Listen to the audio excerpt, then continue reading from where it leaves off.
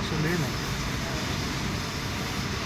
12 નંબરમાં છે ને તારા SSR ને એ બધું આવશે. SSR ટી ટાઈપ ને એ બધું ટાઈપ સેન્સર ને આપણે બધા સેન્સર કયા ટાઈપનો નાખવું. આ TC આવે ને દેખાવ ટી ટાઈપ આપણે આ જે સેન્સર કે યુનિટ સેન્સર. આ થર્મોકપલ આપણો ટી ટાઈપ છે. ટી ટાઈપ છે ને બધા બરાબર. આ SP લો ને SP હાઈ ને બધા એ બધું અલાર્મનું ને બધું બરાબર. યુનિટનું ને 14 નંબરમાં તારે જવાનું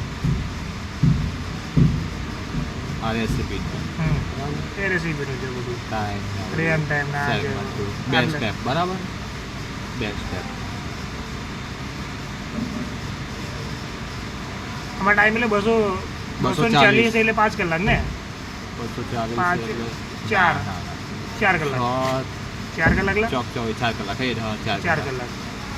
એ રનિંગ ટાઈમ હતો ને હોલ્ડિંગ ટાઈમ કેટલો હતો આનો? એ જ રનિંગ ટાઈમ. હોલ્ડિંગ ટાઈમ એટલા પછી હોલ્ડ થઈ જાય ને હોલ્ડ કન્ટિન્યુઅસ હોલ્ડ રહે.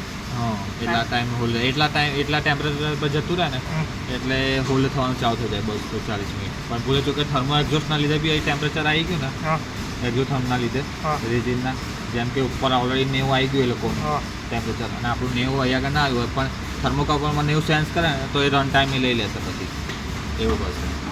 અને પ્રોફાઇલ ઓન ઓફ આ ઓન ઓફ તારી આગળ જશે અને એમલ ને ડિસેબલ 16 નંબરમાં 16 નંબરમાંથી જવાનું. આ 16 નંબરમાં તું જઈશ ને એટલે અનેબલ ને ડિસેબલ આમાંથી થશે અહીંયાથી ઓકે ડિસેબલ બરાબર. સેગમેન્ટ 2 ને ઇનપુટ કેટલા સેગમેન્ટ આલવાના એ પાછળ હતું ને એનું છે.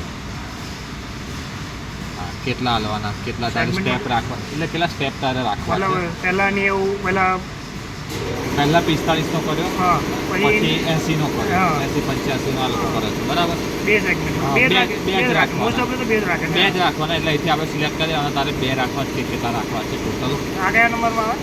આ 16 નંબરમાં જ આવશે એ બધું. અનેબલ ડિસેબલ કરીશ ને એની પછી તૈયારીમાં આવશે અનેબલ ડિસેબલ પછી આ સેગમેન્ટ સિલેક્ટ કરવાનું બરાબર. પછી અહીંયા 0માં સ્ટાર્ટનું એનું આવી જશે.